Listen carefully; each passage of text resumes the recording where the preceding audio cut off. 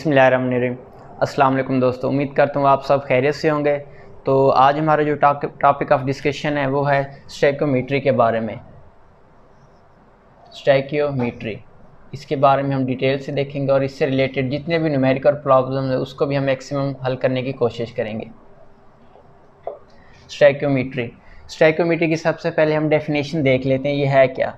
It is a branch of chemistry which deals with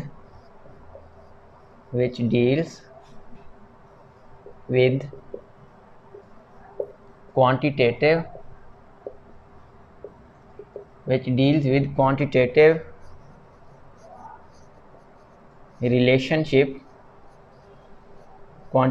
relationship between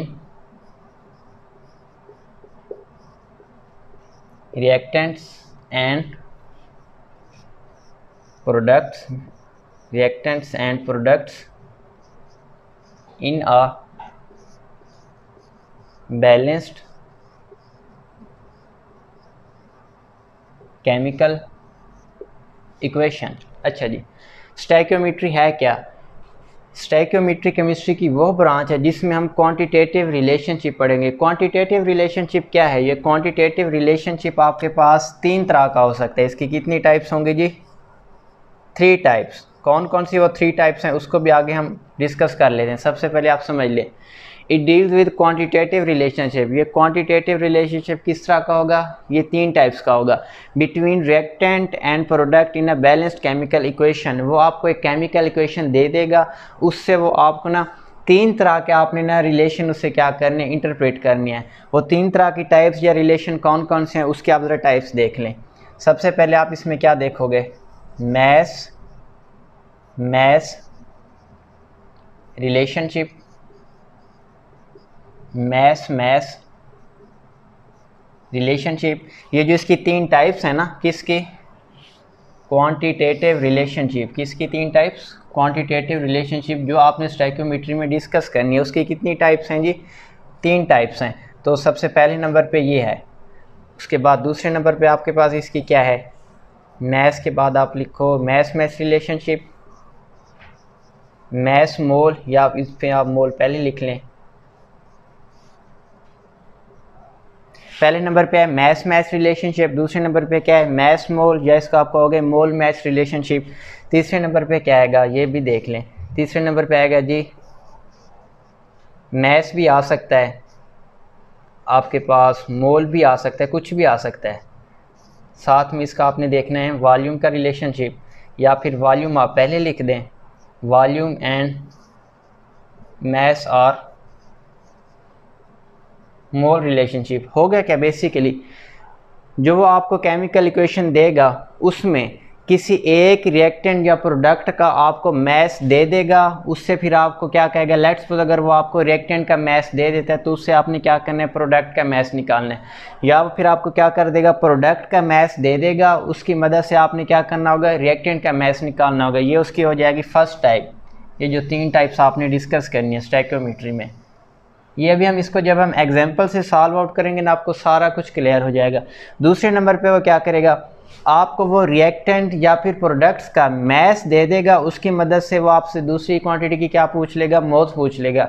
या तो वो कहेगा रिएक्टेंट का मैस गिवन है, उसमें आप प्रोडक्ट के मोल्स बताओ। या फिर आपको वो क्या कह देगा कि आपके पास रिएक्टेंट के मोल्स गिवन है, उससे आप प्रोडक्ट का मैस निकालो। या इसका उलट क्या हो जाएगा, प्रोडक्ट का मैस दे देगा, उससे आपको वो क्या कह देगा, रिएक्टेंट के मोल्स निकालो। या फिर वो आपको क्या कह देगा कि प्रोडक्ट के मोल्स गिवन है, उससे आपने रिएक्टेंट के क्या निकालना है, मैस निकालना है। तीसरे नंबर पे क्या होगा, वो रिएक्टेंट का मैस दे देगा और आपसे प्रोडक्ट का वॉल्यूम पूछ लेगा। या फिर वो आपसे रिएक्टेंट का मोल दे देगा और आपसे प्रोडक्ट का वॉल्यूम पूछ लेगा। इसके अलावा वो क्या कर सकता है, वो आपके पास प्रोडक्ट का रिएक्टेंट के इसमें उसने मैस दिया था, अब दूसरे नंबर पे उसमें वो क्या करेगा, रिएक्टेंट का आपको वॉल्यूम दे देगा। रिएक्टेंट का वॉल्यूम देने के बाद वो आपसे प्रोडक्ट का मैस भी पूछ सकता है, प्रोडक्ट के मोल्स भी पूछ सकता है। यानी हर तरह की इसकी हम एग्जांपल्स को देखने की कोशिश करेंगे। ये 3 तरह के ये जो रिलेशनशिप है ना, ये बहुत ही इंपॉर्टेंट है, इसको आपने ध्यान में रखना है। ये देखें मैच रिलेशनशिप, इसका भी हम एग्जांपल से भी देखने की कोशिश करते हैं। दूसरा क्या आपके पास मैस मोल और मोल मैस रिलेशनशिप। थर्ड नंबर पे क्या है, मैस मोल वॉल्यूम वॉल्यूम मैस मोल रिलेशनशिप। ये तो है। इसके अलावा इस कैलकुलेशन में हमने और क्या क्या डिस्कस करना है वो भी आप देख लें।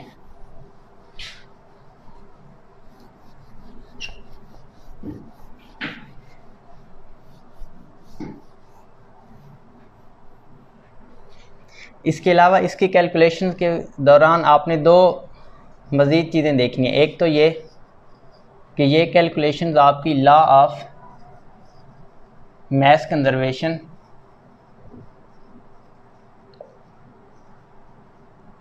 और दूसरा आपके पास है जी law of definite proportion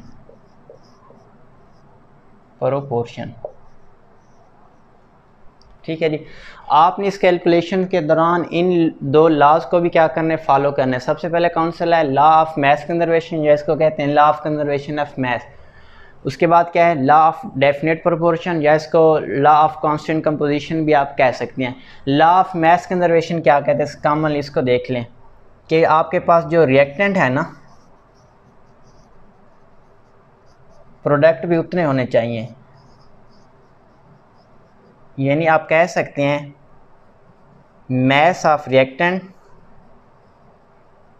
is equal to mass of product, इस लॉ के हिसाब से। अच्छा जी, इसे law of conservation of mass को फॉलो अप करने के लिए, रिएक्टेंट और प्रोडक्ट को इक्वल रखने के लिए फिर हम किसका इस्तेमाल करेंगे, बैलेंस्ड केमिकल इक्वेशन। अगर आप बैलेंस्ड केमिकल इक्वेशन नहीं यूज़ करेंगे ना तो law of conservation of mess जो है ना ये फॉलो नहीं होगा, ये आपने जहन में रखना है। इसीलिए हम ये क्या करेंगे, केमिकल इक्वेशन आपने कौन सी यूज़ करनी है, बैलेंस्ड केमिकल इक्वेशन। अगर आपको ये केमिकल इक्वेशन बैलेंस करने नहीं आती तो नीचे वीडियो में मैं अपनी डिस्क्रिप्शन में लिंक दे दूंगा, ये how to balance chemical equation, जिसमें मैंने ये डिटेल टॉपिक वीडियो उसकी दी हुई है, तो उसमें आप ये देख सकते हैं। इसके अलावा अगर आपको ये पहले से केमिकल इक्वेशन बैलेंस करना आती तो फिर मसला नहीं है। अच्छा जी, दूसरा क्या है, लॉ ऑफ डेफिनेट प्रोपोर्शन। इसमें यह है, अगर हम इसकी डेफिनेशन देखें, इसकी डेफिनेशन ये कहती है different samples of the same compound have same constituent elements in a fixed mass ratio। अच्छा जी, ये आपको क्या कहता है, लॉ ऑफ डेफिनेट प्रोपोर्शन, कि आप जो कंपाउंड ले रहे हो चाहे वो जिस तरीके से भी ले रहे हो, या तो आप उसको खुद प्रिपेयर कर रहे हो, या आप उसको किसी चीज़ से हासिल कर रहे हो, या वो आर्टिफिशियल है या वो सिंथेटिक है, या किसी भी तरीके से आप उसको हासिल कर रहे हो। कार्बन डाइऑक्साइड को मिसाल के तौर पर हम हासिल करते हैं, लेट्स सपोज ये है कैल्शियम कार्बोनेट। इसको अगर हम हीट अप करें तो कैल्शियम ऑक्साइड और आपको क्या हासिल होगा, कार्बन डाइऑक्साइड। दूसरा एक और क्या मिल रहा है, हम इसमें कर लेते हैं जी ग्लूकोज की ब्रेकडाउन C6H12O6, तो इसके नतीजे में भी क्या हासिल होगा, कार्बन डाइऑक्साइड, वाटर और एनर्जी। कहने का मकसद ये है, इसमें भी आपको कार्बन डाइऑक्साइड हासिल हो रही है, इसमें भी आपको क्या हासिल हो रही है, कार्बन डाइऑक्साइड। अब देखें सैंपल डिफरेंट है, इसमें कार्बन डाइऑक्साइड जिस सैंपल से हासिल हो रही है वो सैंपल कौन सा है, कैल्शियम कार्बोनेट। अच्छा, इसमें जो कार्बन डाइऑक्साइड जिस सैंपल से हासिल हो रही है वो आपके पास क्या है जी, ग्लूकोज है। यानी डिफरेंट सैंपल चाहे जो भी हो, सेम कंपाउंड, उससे आपने जो कंपाउंड हासिल करना है वो सेम ही होगा, उसको बनाने वाले एलिमेंट्स भी क्या होंगे, सेम होंगे, उनका मैस भी क्या होगा, फिक्स्ड होगा। इसका मैस निकाल सकते हैं, कार्बन 12, 2 ऑक्सीजन, एक का होता है 16, 2 का होगा 32, 44 ग्राम 1 मोल। इसमें भी यही होगा, 12 कार्बन, 32 ऑक्सीजन, ये हो जाएगा 44 ग्राम। यानी आपने स्टोइकियोमेट्रिक कैलकुलेशंस के अंदर क्या करनी है, दो चीज़ों का ख्याल रखना है। सबसे पहले किस चीज़ का, लॉ ऑफ मैस कंजर्वेशन, या इसको law of conservation of mass भी कहते हैं, या इसको कहते हैं लॉ ऑफ डेफिनेट प्रोपोर्शन। ये basically laws of chemical combination में आते हैं। इसके ऊपर भी मैंने डिटेल से वीडियो बनाई हुई है, 5-6 लॉज हैं, तो ये भी अगर आप उसमें देखना चाहें तो नीचे डिस्क्रिप्शन में मैं लिंक दे दूंगा। अदरवाइज़ ज़्यादा इसमें जाने की ज़रूरत नहीं डिटेल में, बस इतना आप ध्यान में रख लें कि केमिकल कैलकुलेशन के दौरान रिएक्टेंट्स का मैस प्रोडक्ट्स का मैस इक्वल होना चाहिए, और इसी वजह से हम फिर केमिकल इक्वेशन को क्या करेंगे, बैलेंस करेंगे। दूसरे नंबर पे कि आपने जो लॉ ऑफ डेफिनेट प्रोपोर्शन को भी फॉलो अप करना है, कि मतलब आपके पास सैंपल चाहे कोई भी हो रिएक्टेंट का, उससे जो आपको प्रोडक्ट हासिल हो रहा है ना, उसको बनाने वाले कॉन्स्टिट्यूएंट एलिमेंट्स भी क्या होंगे, सेम होंगे। किस रेशियो से, मास रेशियो से। तो इतना तक आप इसको नोट कर लें। नेक्स्ट फिर हम इसकी केमिकल कैलकुलेशन देख लेते हैं जो कि बहुत ज़्यादा यूज़ हो रही है स्टैक्योमेट्री में। अच्छा जी, तो स्टैक्योमेट्री कैलकुलेशन से न्यूमेरिकल से पहले चंद एक फार्मूले हैं मोल से रिलेटेड, वो आप लिख लें जो कि आगे हमने कैलकुलेशन में यूज़ करने हैं। अच्छा जी, इधर मैं हैशटैग दे रहा हूँ बिफोर स्टैक्योमेट्री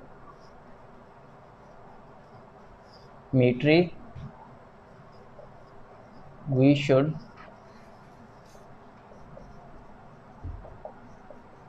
consider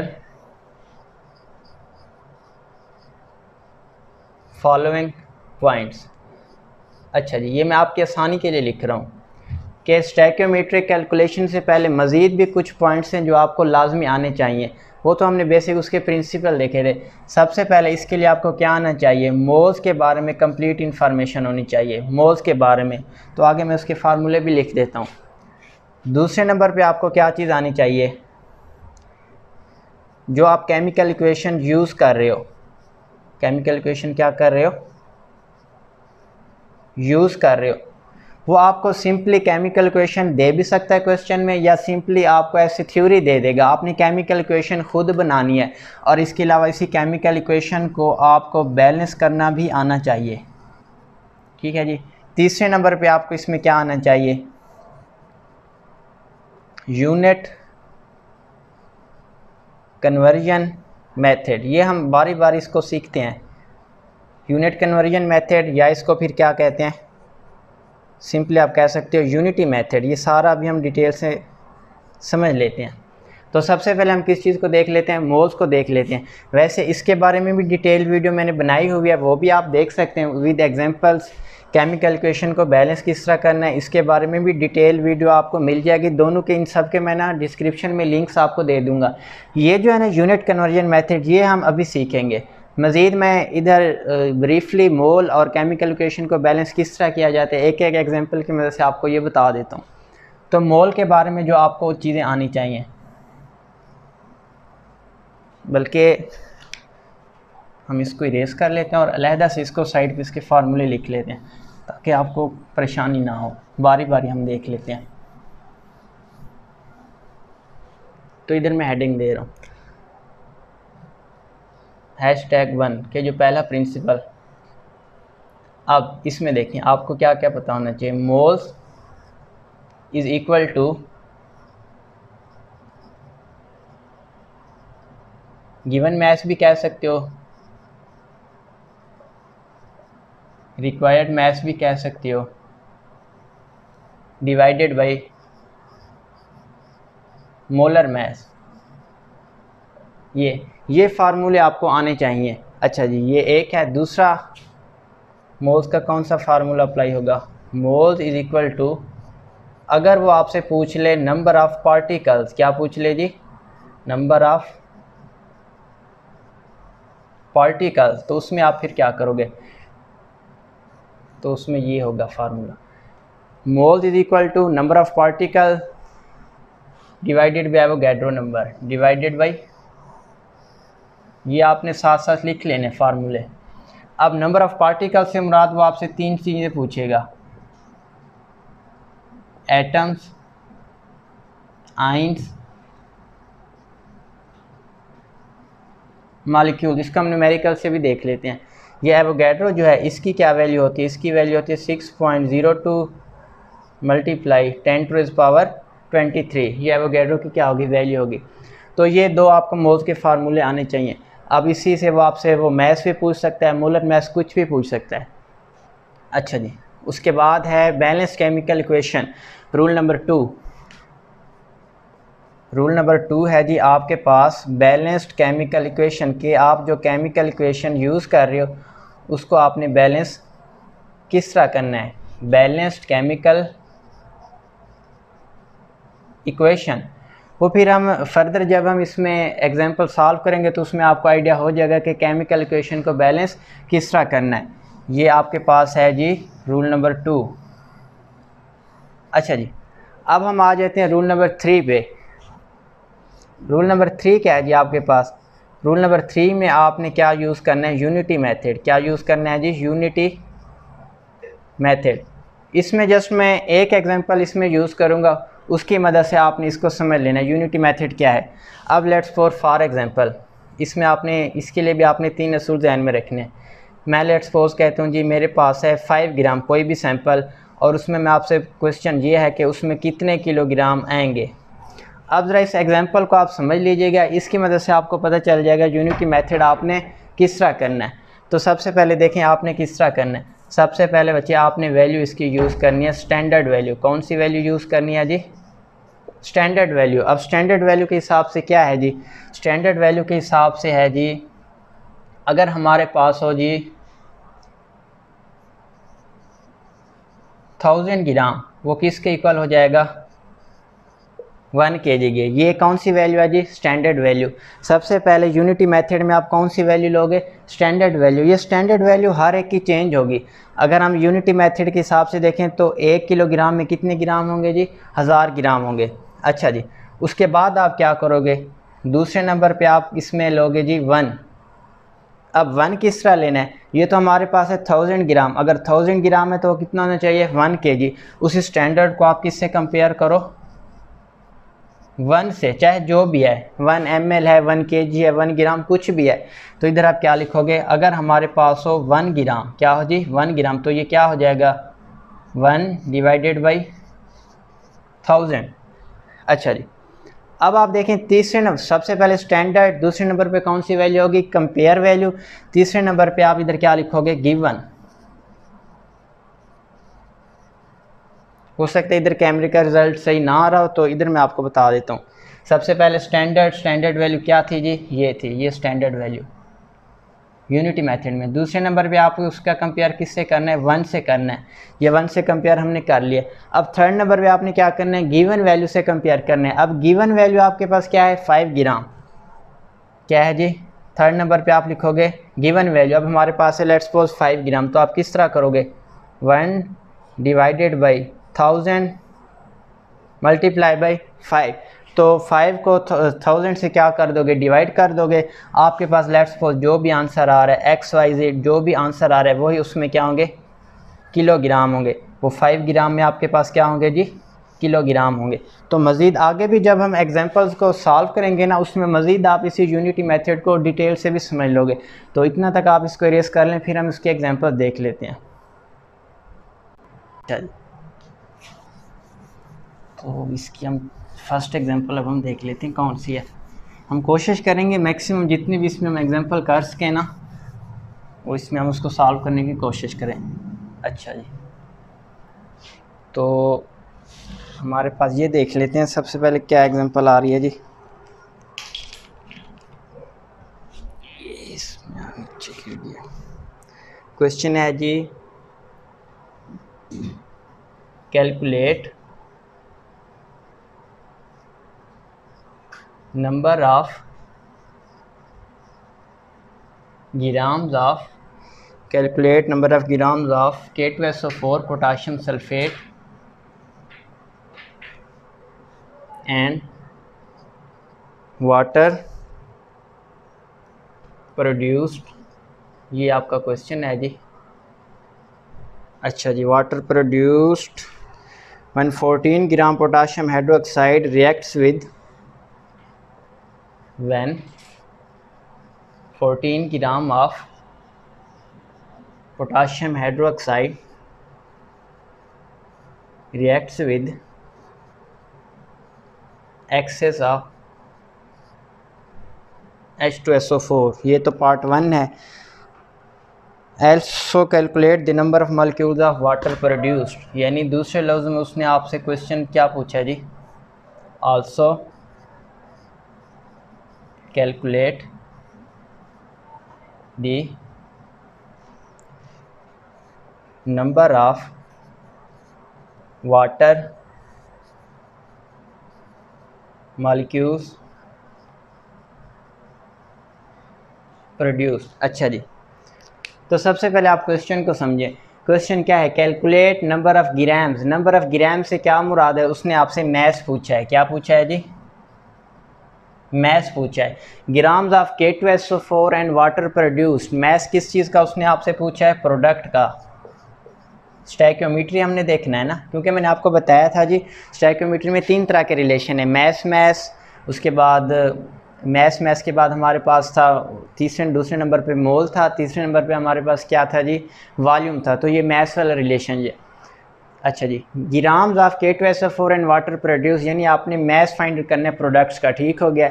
उसने अब आपको क्या किया, रिएक्टेंट KOH, 2 तरह के रिएक्टेंट हैं। कौन से आपके पास रिएक्टेंट है, एक है सल्फ्यूरिक एसिड, दूसरा आपके पास कौन सा है जो पोटाशियम हाइड्रोक्साइड। उसमें से एक रिएक्टेंट का मैस उसने आपको दे दिया, वो कितना है जी आपके पास 14 ग्राम। रिएक्टेंट के मैस आपको गिवन है, उसकी मदद से आपने क्या करना है, प्रोडक्ट का मैस निकालना है। तो सबसे पहले आप क्या करोगे, रूल नंबर 1, सबसे पहले तो आप इसकी इक्वेशन लिखोगे। इस क्वेश्चन की क्या लिखोगे जी, इक्वेशन। अभी हम फर्स्ट पार्ट कर रहे हैं, नंबर ऑफ़ मॉलिक्यूल ये बाद में हम फाइंड आउट करते हैं।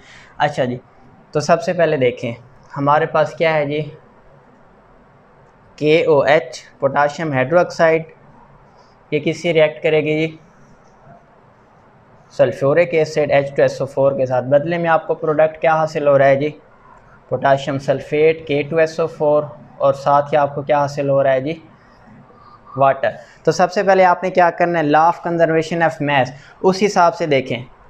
पोटाशियम कितना है, 1 है। इसमें पोटाशियम कितने, K2, 2 पोटाशियम। इसमें 1 पोटाशियम है रिएक्टेंट में, प्रोडक्ट में कितने पोटाशियम है, 2 पोटाशियम। इसका मतलब law of conservation of mass follow नहीं हो रहा। उसके मुताबिक जितने रिएक्टेंट होने चाहिए उतने ही आपके पास क्या होने चाहिए, प्रोडक्ट होने चाहिए। इसी वजह से इस इक्वेशन को आप क्या करोगे, बैलेंस करोगे। बैलेंस किस तरह करते हैं, मैंने आपको दोबारा बता रहा हूँ कि ये अगर आप समझना चाहें तो पिछली मैंने अपनी वीडियो में ये सारा डिटेल से बताया हुआ, नीचे मैं डिस्क्रिप्शन में उसका लिंक भी दे दूँगा। अभी हम इसको डायरेक्ट कर लेते हैं। 2 KOH, अब देखें 2 potassium 2 potassium, 1 sulphur 1 sulphur, 4 oxygen आपके पास ये हो गए हैं। इधर कितने ऑक्सीजन हैं जी, H2SO4, 4 और 2 6 ऑक्सीजन। इधर आपके पास कितने हैं, 4, ये इसको हम कर दें जी 4, और ये आपके पास हो गए 4 ऑक्सीजन, ये 2 ऑक्सीजन, ये 6 ऑक्सीजन आपके पास हो गए। हाइड्रोजन कितने हैं जी, 2 हाइड्रोजन और 2 हाइड्रोजन, 4 हाइड्रोजन, ये आपके पास हो गए 4 हाइड्रोजन। आपकी ये केमिकल इक्वेशन क्या हो गई है, बैलेंस हो गई है। अच्छा जी, यानी सबसे पहले आपने क्या करना है जी, बैलेंस्ड इक्वेशन लिखनी है।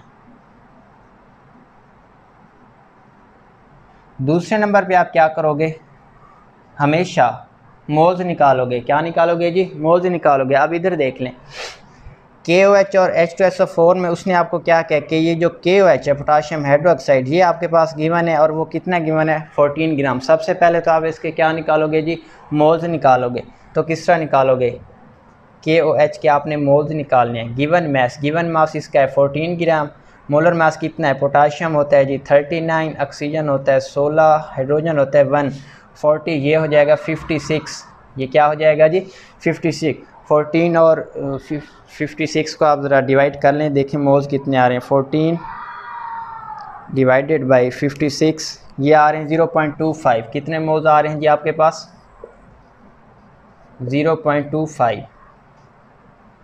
अब बैलेंस्ड केमिकल इक्वेशन के हिसाब से 2 KOH मतलब कितने मोल्स होने चाहिए, 2 मोल्स। आपके पास कितने मोल्स हैं, 14 ग्राम के हिसाब से 0.25 मोल्स। अब ज़रा इसको समझ लिया यूनिटी मेथड के हिसाब से। अब ज़रा देखें,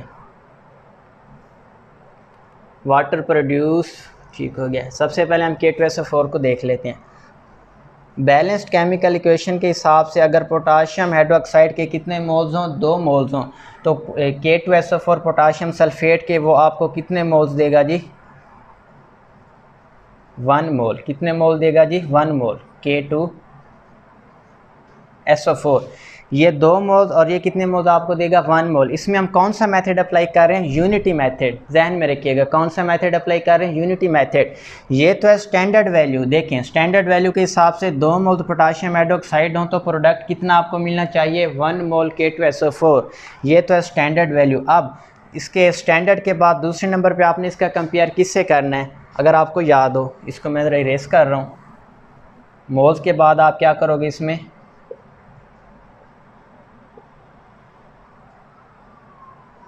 यूनिटी मेथड अप्लाई करोगे। इसमें सबसे पहले तो आप लोगे स्टैंडर्ड वैल्यू, वही बैलेंस केमिकल इक्वेशन से आएगी स्टैंडर्ड वैल्यू, उसके बाद उसका कंपेयर करोगे 1 से, उसके बाद आप उसका कंपेयर करोगे गिवन वैल्यू से। ये जितना आप उसकी प्रैक्टिस करेंगे ये आपके लिए फ़ायदा होगा यूनिटी मेथड का। अच्छा जी, तो ये तो आपके पास कौन सा पोर्शन है जी, स्टैंडर्ड मेथड। स्टैंडर्ड के बाद अगर हम इसका कंपेयर करें 1 मोल से, अगर पोटाशियम हाइड्रोक्साइड आपके पास हो 1 मोल, तो ये कितना हो जाएगा 1 डिवाइडेड बाई 2 मोल्स K2SO4। अब ज़रा इधर समझिए, आपके पास 1 मोल नहीं, आपके पास कितने मोल्स गिवन थे, ये 14 ग्राम पोटाशियम हाइड्रोक्साइड के अभी जो हमने मोल्स निकाले थे वो हमारे पास कितने आए थे 0.25 मोल। तो ये आपकी कौन सी वैल्यू होगी, गिवन वैल्यू। तो इधर देख लें, आपके पास अगर हो 0.25 मोल्स पोटाशियम हाइड्रोक्साइड हो तो उस हिसाब से क्या होगा 1 डिवाइडेड बाई 2 मल्टीप्लाई बाई 0.25। इस हिसाब से ज़रा देख लें, 0.25 divided by 2 is equal to 0.125, 0.125। ये किसके मोल्स हैं जी आपके पास, ये आपके पास हैं K2SO4 के मोल्स। अभी आपका क्वेश्चन रहता है, अभी तो हमने मोल्स निकाले, क्वेश्चन उसने आपसे क्या पूछा है, number of grams of K2SO4। तो नंबर ऑफ़ ग्राम्स के लिए क्या करोगे, ये आप मोल्स इसके जहन में रखें, ये ऊपर वाला मैं इरेज कर रहा हूँ। ये साथ साथ आपने प्रैक्टिस करना है, जितना प्रैक्टिस करेंगे उतनी आपको बेनिफिट होगा।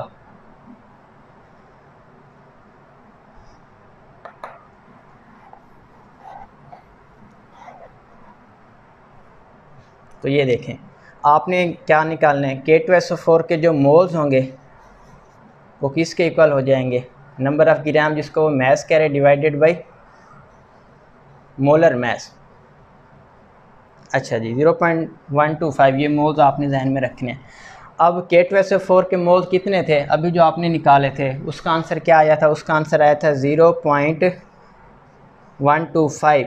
मैस आपने x क्या करना है, फाइंड करना है। अब K2SO4 का मोलर मैस किस तरह होगा, 2 पोटाशियम है, 1 पोटाशियम होता है 39 प्लस 1 सल्फ़र प्लस इसमें 4 ऑक्सीजन, 1 ऑक्सीजन का होता है 16। तो इसको ज़रा कर लेते हैं, 39 मल्टीप्लाई बाई 2 78,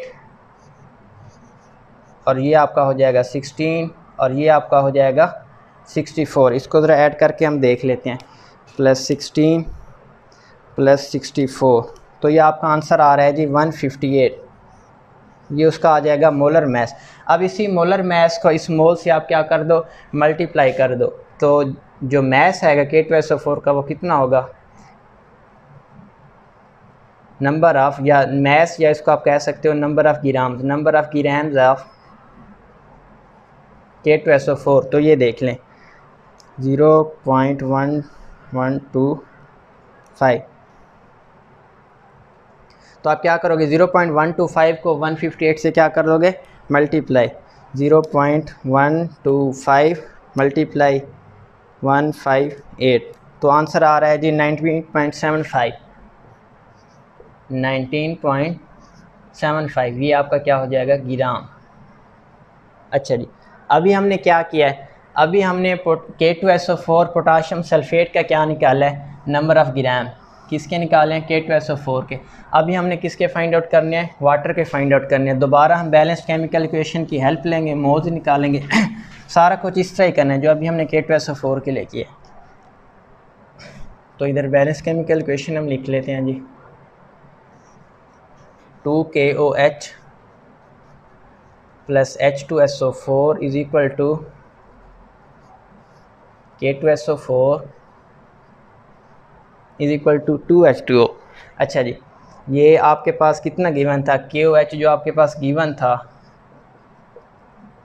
14 ग्राम, और KOH के अभी आपने जो मोल्स निकाले थे वो थे 0.25 मोल्स।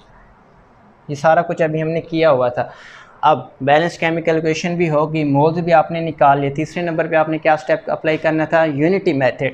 तो इस हिसाब से देखें, अगर आपके पास 2 मोल्स पोटाशियम हाइड्रोक्साइड हों तो वाटर के कितने मोल्स होंगे, 2 मोल्स।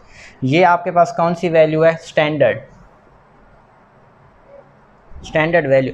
दूसरे नंबर पे इसका कंपेयर करो 1 के साथ, चाहे जो भी वैल्यू है, तो इधर भी क्या हो जाएगा 2 डिवाइडेड बाई 2, ये H2O। अच्छा जी, अब आपके पास कितना गिवन है पोटाशियम हाइड्रोक्साइड 0.25 मोल्स, तो इधर क्या हम लिख देंगे 0.25 पोटाशियम हाइड्रोक्साइड। 2 को 2 से अगर हम डिवाइड कर दें आंसर 1 आएगा, तो इधर भी आंसर क्या आ जाएगा, ये देखें इस तरह होगा ना, 2 डिवाइडेड बाई 2 मल्टीप्लाई बाई 0.25, 2 से 2 कैंसिल हो जाएगा, आंसर क्या आएगा 1। तो 0.25 KOH आपको कितने वाटर मॉलिक्यूल्स देगा, वाटर मॉलिक्यूल्स भी ये आपको देगा 0.25। अब ये आपके पास वाटर के क्या आ गए, मोल्स आ गए। अभी हमने इसके क्या निकालने हैं, फार्मूला क्या था, moles is equal to given mass divided by molar mass. अभी आपने वाटर के कितने मोल्स फाइंड आउट किए हैं, 0.25। गिवन मैस x हमने क्या करना है, फाइंड करना है। तो ये जो मोलर मैस है इससे क्या हो जाएगा, मल्टीप्लाई। तो मोलर मैस वाटर का कितना होता है 18, ये आपके क्या आ जाएगा जी, मैस आ जाएगा। तो ये हम ज़रा निकाल लेते हैं, 18 मल्टीप्लाई 0.25 इज इक्वल टू 4.5। तो वाटर कितना है आपके पास, नंबर ऑफ़ ग्राम्स वाटर के कितने हैं जी, 4.5 ग्राम। नंबर ऑफ़ ग्राम्स आपके पास कितने हैं जी, अच्छा जी, नंबर ऑफ़ ग्राम्स के H2SO4 के भी फाइंड कर लिए हमने, वाटर के भी फाइंड कर लिए। अगला पार्ट क्या है, calculate the number of water molecules, calculate the number of water molecules. तो इसके लिए देख लें क्या आप फार्मूला अप्लाई करोगे, इसके लिए भी मोल्स वाला फार्मूला अप्लाई होगा। अच्छा जी, इसके लिए आप देखें क्या फार्मूला होगा, मोल्स इज इक्वल टू, इसमें उसने आपसे क्या पूछे हैं, molecules divided by Avogadro number. अभी आपने वाटर के मॉलिक्यूल्स कितने निकाले थे, वाटर के मॉलिक्यूल्स थे जी 0.25, मॉलिक्यूल्स x आपने फाइंड करने हैं, ये हो जाएगा 6.02 मल्टीप्लाई 10⁻23।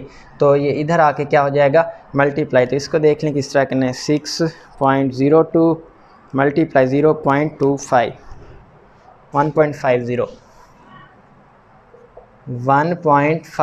मल्टीप्लाई 10⁻23 मॉलिक्यूल, ये आपके पास है जी। ये देखें, ये भी हमने फाइंड आउट कर लिया, ठीक है जी। तो इतना तक आप इसको नोट कर लें, उसके बाद फिर हम इसकी फर्दर एग्जांपल देखते हैं। अच्छा जी, तो इसके बाद हम दूसरी एग्जांपल करने की कोशिश करते हैं जी।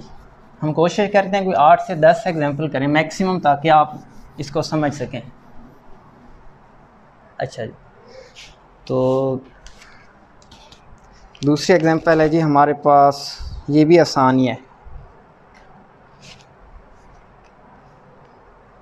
क्वेश्चन है जी, मैग्नीशियम रिएक्ट्स विद HCl। ये जो मैग्नीशियम है इसका आपने HCl के साथ रिएक्शन करवाना है, बदले में ये आपको क्या देगा जी, प्रोडक्ट में जो चीज़ आपको हासिल होगी वो होगी हाइड्रोजन गैस। क्वेश्चन क्या है, minimum amount of HCl required. आपने क्या फाइंड आउट करना है जी, HCl का मैस फाइंड आउट करना है, क्या किस चीज़ के लिए, 2.1 ग्राम ऑफ हाइड्रोजन अगर आपको हासिल हो। क्वेश्चन क्या है, अब ज़रा क्वेश्चन को गौर से समझ लीजिए। क्वेश्चन ये है कि मैग्नीशियम लो और उसका आपने रिएक्शन करवाना है HCl के साथ। Magnesium reacts with HCl to give hydrogen gas. Magnesium HCl के साथ रिएक्ट करेगी और आपको क्या दे देगी, हाइड्रोजन गैस। अब क्वेश्चन उसने क्या किया है, अगर हम 12.1 ग्राम हाइड्रोजन प्रोडक्ट में हासिल करना चाहें तो उसके लिए हमें कितने ग्राम HCl इसके साथ रिएक्ट करवाना पड़ेगा, ये उनका क्या है जी, क्वेश्चन है। अच्छा जी, अब आप बेसिकली उसने किया क्या है, इसमें प्रोडक्ट्स के अंदर, किस चीज़ के अंदर, प्रोडक्ट्स के अंदर उसने आपको क्या दे दिया, बेसिकली मैस दे दिया है, और पूछा क्या है, रिएक्टेंट के मैस। क्या पूछा है जी, रिएक्टेंट के मैस उसने आपसे क्या किया जी, पूछ लें। तो सबसे पहले आप क्या करोगे, इसकी बैलेंस केमिकल इक्वेशन बनाओगे। तो ये किस तरह हो जाएगी, अब हम इसको थोड़ा सा स्पीडी करने की कोशिश करते हैं। Mg plus HCl is equal to MgCl2 plus H2, ये आपकी इक्वेशन क्या होगी, बैलेंस। 1 Mg 2Cl 2Cl, ये आपकी इक्वेशन क्या होगी है जी, बैलेंस होगी है। अब इसमें देखें, अगर हमारे पास हो, सबसे पहले तो आप इसके मोल्स बना लो, किसके, हाइड्रोजन का। हाइड्रोजन के मोल्स आप किस तरह निकालोगे, मोल्स ऑफ हाइड्रोजन। तो फार्मूला क्या है जी, moles is equal to mass divided by molar mass. तो 12.1 ग्राम को हम ऑलमोस्ट 12 भी कह सकते हैं, मतलब आपने मोल्स निकालने हैं ना। तो आपको मैस कितना गिवन है, 12। और हाइड्रोजन का मोलर मैस क्या होता है, वो होता है 2.01। हाइड्रोजन का मोलर मैस क्या होता है, 2.01। इसको भी आप निगलेक्ट करके 2 लिख सकते हो, ये हो जाएगा 2। मतलब आपके पास कितने मोल्स गिवन हैं जी, 6 मोल्स आपके पास गिवन है। कितने, सॉरी गिवन कह रहा हूँ, कितने आप इसके में आपने मोल्स प्रोड्यूस करने, 6 मोल्स प्रोड्यूस करने। अब ज़रा इसमें आप ज़रा क्वेश्चन देखिए, अगर हमने यूनिटी मेथड अप्लाई करना है, 1 मोल हाइड्रोजन प्रोड्यूस करना हो, कितने मोल्स, 1 मोल हाइड्रोजन प्रोड्यूस करना हो, तो उसके लिए कितने मोल्स आपको HCl चाहिए जी, 2 मोल्स। कितने मोल्स आपको HCl चाहिए जी, 2 मोल्स। 1 मोल हाइड्रोजन के लिए कितने मोल्स चाहिए, 2 HCl। अब यूनिटी मेथड के हिसाब से हमने इसको क्या करना था, क्वेश्चन करना था। अगर 1 मोल हाइड्रोजन प्रोड्यूस करना हो तो 2 मोल्स आपके पास हो जाएगा। इधर आप देखें, यूनिटी मेथड में अगर हम 1 से भी कंपेयर करें तो 1H2, ये आंसर वही सेम रहेगा। अब हम उसके बाद गिवन वैल्यू से देखते हैं। अगर आपने 6 मोल्स हाइड्रोजन क्या करने, प्रोड्यूस करना है, क्योंकि 12.1 ग्राम किसके इक्वल आ रहा था, 6 मोल्स के इक्वल आ रहा था। तो 6 मोल्स हाइड्रोजन है, तो ये क्या हो जाएगा, 2 मल्टीप्लाई बाई 6, तो ये कितना हो जाएगा, 12। मतलब आपको कितने मोल्स HCl चाहिए, 12 मोल्स क्या चाहिए, HCl। अब आपने उसके क्या करना था, ग्राम्स में आपने HCl को निकालना था। अगर वो आपसे मोल्स में पूछ लेना तो यही आंसर आपका होगा कि 12.1 ग्राम हाइड्रोजन प्रोड्यूस करने के लिए आपको कितने HCl मोल्स चाहिए, 6 मोल्स। ये अगर आपसे वो मोल्स में पूछ ले। अगर वो आपसे मज़ीद उससे उसका मैस पूछ ले, तब आप क्या करोगे, HCl के लिए इसमें सबसे पहले इधर क्या पुट करोगे, मोल्स, इधर मैस, इधर क्या पुट करोगे, मोलर मैस। तो देखिए मोल्स आपके पास कितने थे, 12 मोल्स थे। मैस हमें फाइंड करना है, मोलर मैस HCl का कितना होता है, हाइड्रोजन 1, क्लोरीन होता है 35.5, ये हो जाएगा 36.5। तो mass X is equal to 36.5 को 12 से क्या कर दोगे, मल्टीप्लाई कर दोगे। तो ये हम ज़रा आंसर देख देते इसका क्या आ रहा है, 12 मल्टीप्लाई बाई 36.5, तो आंसर आ रहा है 438 ग्राम। यानी आपको कितने ग्राम HCl चाहिए, 12.1 ग्राम हाइड्रोजन प्रोड्यूस करने के लिए 6 मोल HCl, या दूसरे लफ्ज़ों में ये आपको कितना चाहिए, 438 ग्राम HCl चाहिए। ये देखें, स्टैकियोमेट्री की मदद से हमने इसको क्या कर लिया, हल कर लिया। तो इसको भी आप नोट कर लें, उसके बाद फर्दर हम एग्जांपल देख लेते हैं। ठीक है, चलिए अब हम अगली एग्जांपल देख लेते हैं।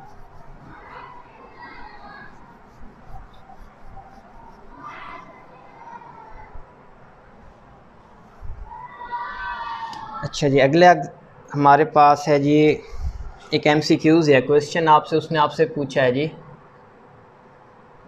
27 gram aluminium reacts completely with 27 gram aluminium reacts completely with how much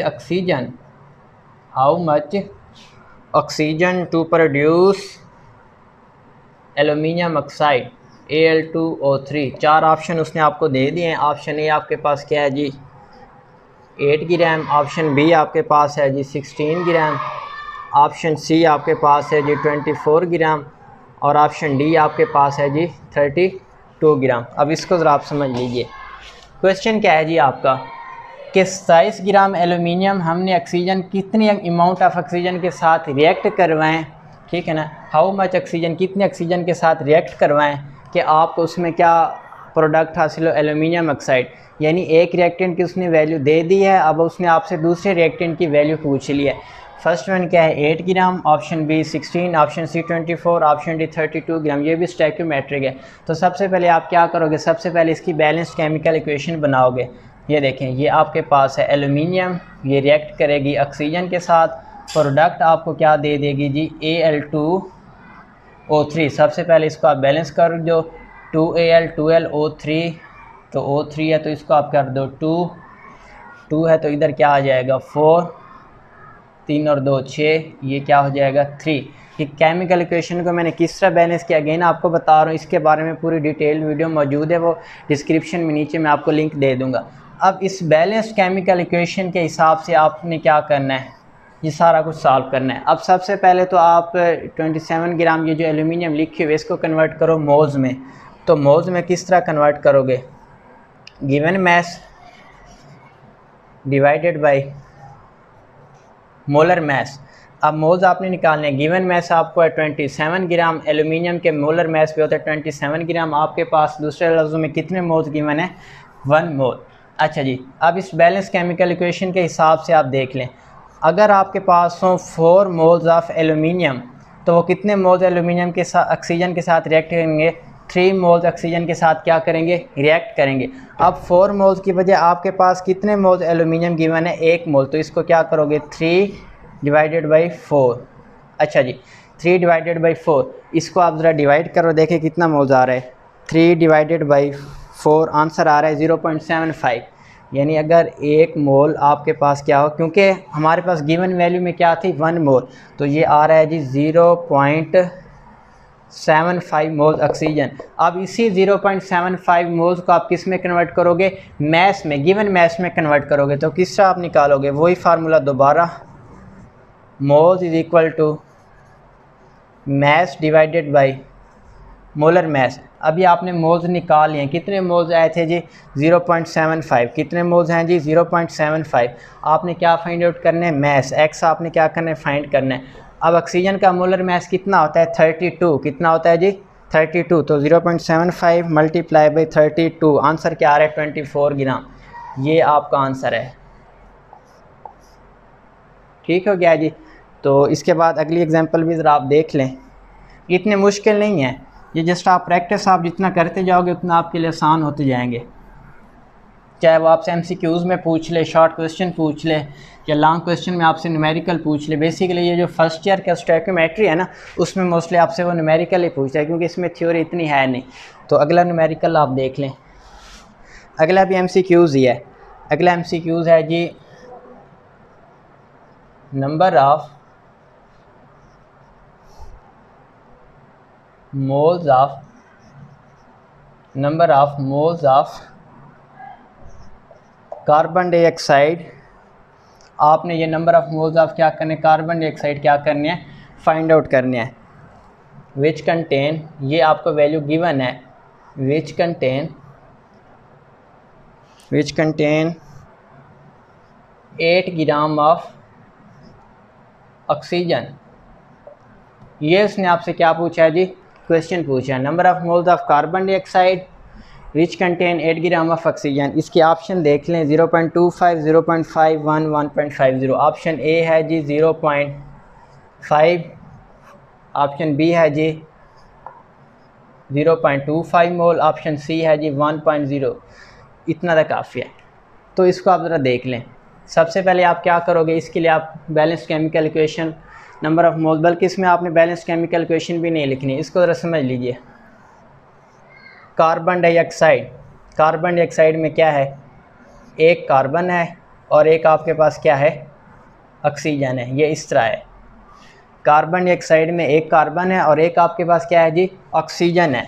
यानी अगर 1 मोल कार्बन डाइऑक्साइड हो ना मेरे पास, तो ऑक्सीजन भी कितनी होगी जी 1 मोल।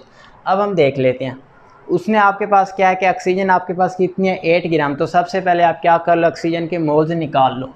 तो मोल्स आप किस तरह निकालोगे, मोल्स आप निकालोगे given mass divided by molar mass. तो ये आ जाएगा, गिवन मैस 8 है, मोलर मैस ऑक्सीजन का है 32। तो इसको आप क्या करें, 8 divided by 32, sorry 8 divided by 32, तो आंसर आ रहा है 0.25 मोल्स, 0.25 मोल। इस हिसाब से क्या है, यानी अगर 1 मोल ऑक्सीजन है तो कार्बन डाइऑक्साइड भी कितने थे आपके पास, 1 मोल। अच्छा जी, अब अगर आपके पास उसने आपके पास क्वेश्चन क्या किया है 0.25 मोल्स ऑक्सीजन, तो कार्बन डाइऑक्साइड भी कितनी हो जाएगी 0.25। 8 मोल्स के हिसाब से ऑक्सीजन कितनी बन रही थी 0.25, तो इस ऑप्शन में देखिए 0.25 मौजूद है। जी हाँ, ये ऑप्शन मौजूद है पार्ट बी, ठीक है ना। यानी आपने थोड़ा सा कंसंट्रेट करने, आंसर उसमें खुद मौजूद होगा, स्टैइकोमेट्रिक कैलकुलेशन ये, तो इसको भी आप नोट कर लें। हम फर्दर मज़ीद एग्जांपल करने की कोशिश करते हैं। अच्छा जी, मज़ीद भी हम 3 से 4 एग्जांपल फर्दर करने की कोशिश करते हैं ताकि आपको ना ये मज़ीद अच्छे से तैयार हो जाए स्टैइकोमेट्रिक कैलकुलेशन का जो टॉपिक है, ताकि आपको कोई भी कन्फ्यूजन ना रही। इसमें हम सिंपल एग्जांपल भी देखने साथ साथ कम्प्लेक्स एग्जांपल भी हम देख लेंगे। अच्छा जी, अगला आपके पास कौन सा क्वेश्चन है जी,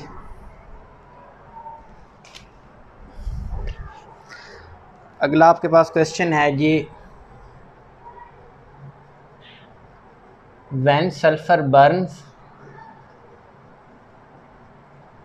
इन एयर टू फॉर्म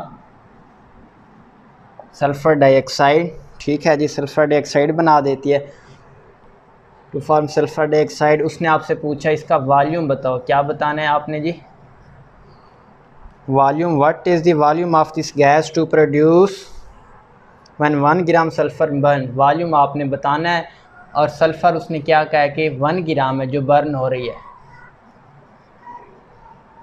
ठीक है जी, बहुत ही आसान है ये भी। अब इसको ज़रा क्वेश्चन को गौर से देखें, सल्फ़र को आप हवा में ऑक्सीजन की मौजूदगी में जलाओगे तो आपको क्या चीज़ हासिल होगी, SO2। उसने आपसे क्या पूछा है, वॉल्यूम, किस चीज़ का पूछा है जी, सल्फ़र का, कितना उसका वॉल्यूम होगा।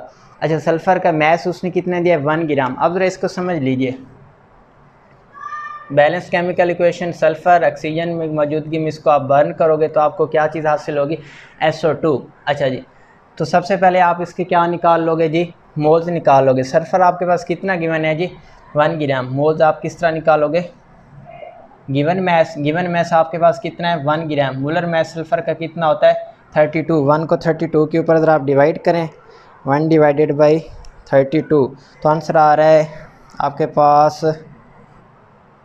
3 मोल्स आपके पास आ रहे हैं जी 0.031 मोल्स। ये आपके पास क्या है जी, मोल्स गिवन है। अब ज़रा इस क्वेश्चन को आप समझ लीजिए, आसान ही है। अब देखें, अगर हम बात करें 1 मोल की, तो 1 मोल का वॉल्यूम होता है 22.414 dm³। आपके पास कितने मोल्स गिवन है, आपके पास जो उसने मोल्स बताया ना वो हैं 0.031। तो इधर आप क्या करोगे, 0.031, तो ये हो जाएगा 22.414 डिवाइडेड बाई 0.031। तो इसको देखें ज़रा आंसर क्या आ रहा है, 22.414 डिवाइडेड बाई 0.031, आंसर आ रहा है जी इज़ इक्वल टू 73 ये उसका क्या होगा जी, वॉल्यूम होगा, ठीक है ना। अब इसने उसने आपके क्या किया जी, मैस दे दिया है, मैस की मदद से उसने आपसे क्या पूछ रहा है, आपसे उसने वॉल्यूम पूछा है। स्टैइकोमेट्रिक कैलकुलेशन वो जो हमने 3 टाइप्स उसकी देखी थी। अच्छा जी, ये भी हो गई है, छोटी सी एग्जांपल थी। अगला क्वेश्चन अब हम देख लेते हैं। अच्छा जी, आपका जो अगला क्वेश्चन है वो देख लें। क्वेश्चन जो है जी 10.7 gram carbon monoxide reacts with oxygen, ठीक हो गया है जी, to form carbon dioxide. How many grams of carbon dioxide for, how many grams of carbon dioxide will be for. इस क्वेश्चन को भी आप ज़रा समझ लीजिए।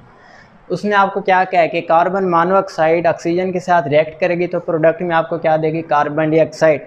उसने आपको कहा अगर कार्बन मोनोऑक्साइड की वैल्यू 10.7 ग्राम, तो आपने ये बताना है कार्बन डाइऑक्साइड कितने ग्राम पैदा होगी। आसान ही है।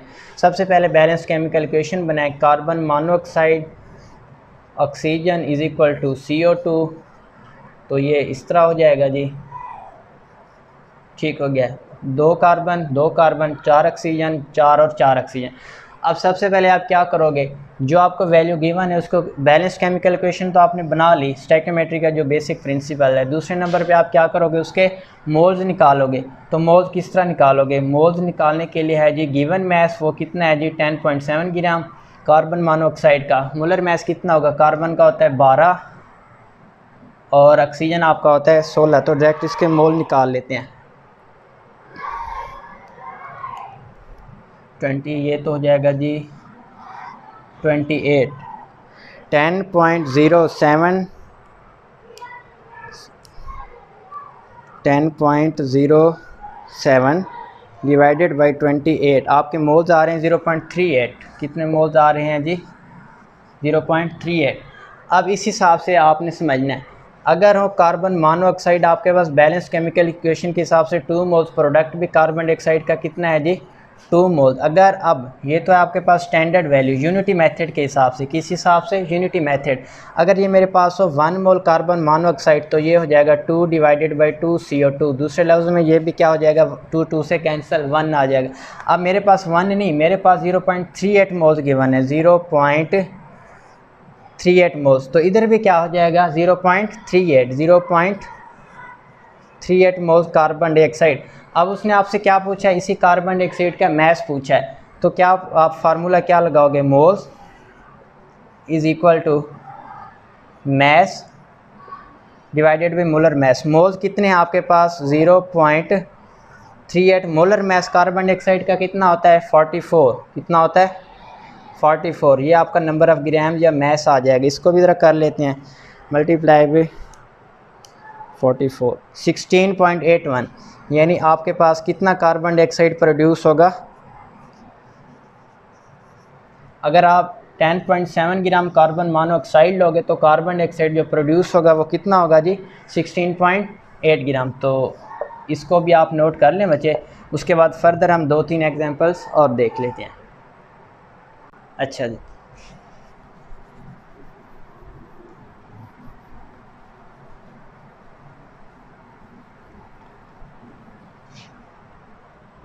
अगली एग्जांपल हम देख लेते हैं। अगली एग्जांपल क्या है जी, अच्छा जी, अगला क्वेश्चन है जी कि आपने ग्लूकोज की करनी है डिग्रेडेशन। ग्लूकोज की क्या करनी है, ब्रेक डाउन कह दें, डिग्रेडेशन कह दें, आप कुछ भी कह दें। ग्लूकोज की आपने डिग्रेडेशन करनी है, बदले में वो आपको 2 चीज़ें देगा, कार्बन डाइऑक्साइड और वाटर। ठीक हो गया। अगर वो कह रहे हैं आपके पास ये जो ग्लूकोज जिसका आप डिग्रेडेशन कर रहे हो ये हो आपके पास 856 ग्राम, तो आपने ये बताना है इसके नतीजे में कितने ग्राम कार्बन डाइऑक्साइड क्या होगी, पैदा होगी। बहुत ही आसान क्वेश्चन है। तो सबसे पहले आप क्या करोगे, इसकी बैलेंस्ड केमिकल इक्वेशन बनाओगे ग्लूकोज डिग्रेडेशन की। C6H12O6 is equal to 6CO2 6H2O plus energy. अब क्वेश्चन उसने आपसे क्या किया है कि ग्लूकोज की कितनी वैल्यू गिवन है 856 ग्राम। तो सबसे पहले आप क्या कर लोगे, 856 ग्राम ये जो आपको ग्लूकोज गिवन है इसके आप क्या निकाल लोगे जी, मोल्स निकाल लोगे। तो मोल्स आप किस तरह निकालोगे, मोल्स में आप लोगे गिवन मैस 856 ग्राम, उसके साथ आप क्या लोगे जी मोलर मैस। अच्छा जी, 12 मल्टीप्लाई बाई 6, अच्छा जी ये हो गया वह plus 1284 plus 16 plus 16 plus 16 plus 16, तो आपका आ रहा है जी ग्लूकोज का जो मोलर मैस आ रहा है वो कितना आ रहा है जी 180। तो सबसे पहले मोल्स निकालें, 856 डिवाइडेड बाई 180 4.75, 4.75 मोल्स। अब इसको ज़रा आपने यूनिटी मेथड से करना है। अगर मेरे पास हो जी 1 मोल ग्लूकोज, तो वो आपको कितने मोल कार्बन डाइऑक्साइड दे रहा है? 6 मोल। अब आपके पास कितने मोल गिवन है? 4.75 मोल्स आपके पास क्या है? ग्लूकोज गिवन है। तो क्या कर लेंगे? 6 को 4.75 से क्या कर दोगे? मल्टीप्लाई। 6 मल्टीप्लाई 4.75, 6 मल्टीप्लाई 4.75, आंसर आ रहा है जी 28.5 मोल्स कार्बन डाइऑक्साइड। अब उसने आपसे किस में पूछी? ये वैल्यू ग्राम्स में पूछी है। तो आप क्या कर लोगे? यही वैल्यू फार्मूला दोबारा लगाओगे, moles is equal to mass divided by molar mass. Moles आपके पास कितने गिवन है कार्बन डाइऑक्साइड के? 28.5। मोलर मैस कार्बन डाइऑक्साइड का कितना है? 44। ये इधर आके मल्टीप्लाई हो जाएगा, इससे आपको एक्स मैस की वैल्यू आ जाएगी। तो ये भी निकाल देते हैं, कितना आ रहा है? ये आंसर आ रहा है। यानी अगर 856 ग्राम ग्लूकोज को आप बर्न करोगे तो बदले में आपको 1254 ग्राम कार्बन डाइऑक्साइड क्या होगी जी? प्रोड्यूस होगी। तो इसको भी आप नोट कर लें, फिर फर्दर हम एग्जांपल देख लेते हैं। अब हम लास्ट एग्जांपल इसकी करने जा रहे हैं, वो आप देख लें क्या है। थोड़ी सी कम्प्लेक्स ज़रूर है लेकिन इतना मुश्किल नहीं है मुझे। तो सबसे पहले आप देख लें वो एग्जांपल है क्या। क्वेश्चन है जी आपके पास, how many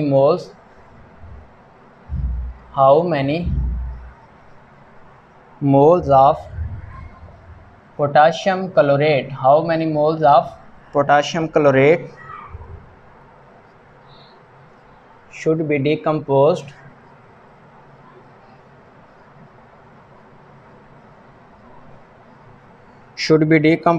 to obtain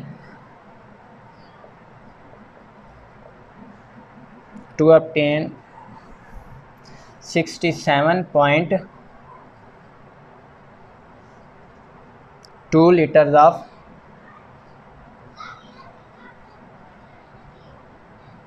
oxygen. अच्छा जी, क्वेश्चन आपके पास, उसने आपको 4 ऑप्शन भी दे दिए। पार्ट ए है 1, पार्ट बी है आपके पास 2, ऑप्शन सी आपके पास है 3, ऑप्शन डी आपके पास क्या है जी 4। तो सबसे पहले आप वीडियो को पॉज करके ख़ुद से इसको सॉल्व करने की कोशिश करें। क्वेश्चन क्या है? How many moles of KClO3 should be decomposed, मतलब उसने आपसे रिएक्टेंट की वैल्यू पूछी है to obtain 67.2 litre of oxygen. Product में आपके पास क्या है जी? ऑक्सीजन है, और ऑक्सीजन कितनी आपको हासिल होनी चाहिए? 67.2 लीटर आपको ऑक्सीजन क्या होनी चाहिए? हासिल होनी चाहिए। तो बेसिकली क्या उसने आपको क्वेश्चन किया है, आपके पास ये मोल, उसने आपको वॉल्यूम दे दिया लीटर में। क्या दे दिया जी? वॉल्यूम उसने आपको दे दिया है, और इसी वॉल्यूम से उसने आपसे पूछा क्या है जी? मोल्स पूछे हैं। क्या पूछे हैं जी? मोल्स पूछे हैं। बाद में फिर आप इसी मोल्स की मदद से बेशक आप उसका मैस भी निकालना चाहे तो निकाल सकते हैं। तो सबसे पहले आप इसमें प्रोसेस क्या करोगे जी? सबसे पहले उसकी बैलेंस केमिकल इक्वेशन बनाओ, KClO3, इसको आप डिकम्पोज करोगे, KCl प्लस O2, ये हो जाएगा इधर 2, ये हो जाएगा 3, ये हमने इसको बैलेंस कर लिया है। 2 KClO3, 2 पोटाशियम, 2 क्लोरीन, 2 क्लोरीन, 3 और 2 6 ऑक्सीजन, 6 ऑक्सीजन। तो ये तो था आपका सबसे पहला स्टेप, बैलेंस्ड केमिकल इक्वेशन। अच्छा जी, अब आपने क्या करना है, इस ऑक्सीजन को जो उसने आपको 67.2 लीटर इस जो उसने आपको दे दिया है, इसको यूनिटी मेथड की मदद से आप इसको आप किस तरह करेंगे। अब इस क्वेश्चन को आप ज़रा समझें।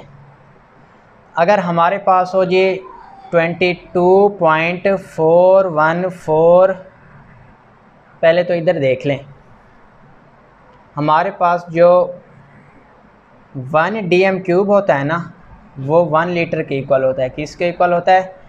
1 लीटर के इक्वल होता है। इसमें अब हम किस चीज़ का यूज़ करेंगे? इसमें आप यूज़ करोगे बच्चे मोलर वॉल्यूम का, यूनिटी मेथड में। किसका यूज़ करोगे?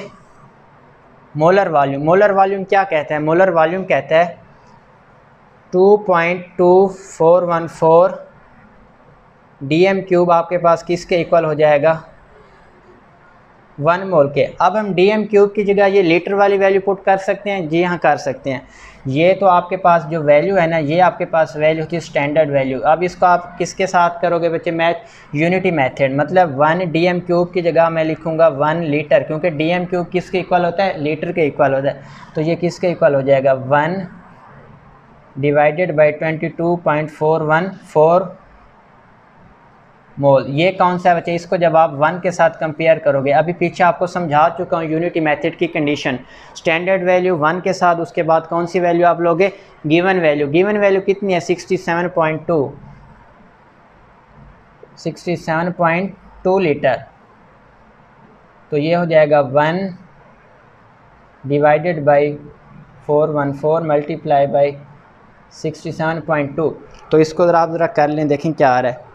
67.2 डिवाइडेड बाई 22.414, आंसर आ रहा है जी 2.99। तो 67.2 लीटर में कितने मोल्स होंगे? 2.99। और इस 2.99 को हम ऑलमोस्ट क्या कह देंगे? 3। क्या कहेंगे? 3 मोल। तो ये देखें, ये आपने कर लिया इधर तक, ठीक हो गया जी। अब मोलर वॉल्यूम की मदद से हमने ये सारा कुछ किया। दूसरे लफ्ज़ों में उसने आपको क्या कहा है? कितने मोल्स आपने इसमें लेने हैं जी? 3 मोल्स। कितने? 3 मोल्स ऑक्सीजन ऑब्टेन करने के लिए कितने मोल्स KCl को क्या होना चाहिए? डिकम्पोज। इसी को यूनिटी मेथड की मदद से, मोलर वॉल्यूम की मदद से 67.2 लीटर्स को हमने किस में कन्वर्ट कर दिया? 3 मोल्स में। अब ज़रा इस इक्वेशन को देखिए, अगर हमारे पास हो 2 मोल्स 2KClO3 मतलब पोटाशियम क्लोरेट के, तो ये आपको देगा जी 3 मोल्स ऑक्सीजन। कितने मोल्स ऑक्सीजन देगा जी? 3 मोल्स ऑक्सीजन। अगर इसको मैं थोड़ा सा चेंज करके लिखूँ, ज़रा समझिएगा। मतलब अगर आपके पास हो 3 मोल्स ऑक्सीजन, तो उसके लिए कितने मोल्स पोटाशियम क्लोरेट को डिकम्पोज होना चाहिए? 2 मोल्स को क्या होना चाहिए? डिकम्पोज। अगर मेरे पास हो इधर 1 मोल ऑक्सीजन, तो कितने मोल पोटाशियम क्लोरेट को डिकम्पोज होना चाहिए? ये हो जाएगा 2 डिवाइडेड बाई 3 KClO3। अब मेरे पास 1 मोल नहीं है, मेरे पास 67.2 लीटर ऑक्सीजन, जिसको मैंने किस में कन्वर्ट कर दिया? 3 मोल्स में। किस में कन्वर्ट कर दिया? 3 मोल्स। तो इधर मैं क्या लिखूँगा? अगर मेरे पास हो 3 मोल्स ऑक्सीजन, तो ये हो जाएगा 2 डिवाइडेड बाई 3, ये मल्टीप्लाई बाई 3 KCl। 3 से 3 कैंसिल, आंसर क्या आएगा? 2। ये देखें, ये आपका पार्ट क्या है? ठीक है, ठीक है जी। तो इस क्वेश्चन में उसने आपसे पूछा क्या था? उसने आपको वॉल्यूम की मदद से क्या पूछे थे? मोल्स पूछे थे। तो उम्मीद करता हूँ स्टैक्योमेट्री के रिलेटेड जितने भी अब आपको न्यूमेरिकल प्रॉब्लम्स वो आपको देगा, सिंपल दे चाहे वो कम्प्लेक्स दे, आप इसकी मदद से इजीली उसको सॉल्व आउट कर सकते हैं। इसके अलावा भी अगर आप समझते हैं कि इस टॉपिक में कोई भी आपको कन्फ्यूजन है, तो आप कमेंट बॉक्स में हमें कमेंट कर दीजिए। इंशाल्लाह ताला अगली वीडियो में उसको हम कवर करने की कोशिश करेंगे। ठीक है जी, अल्लाह हाफिज़।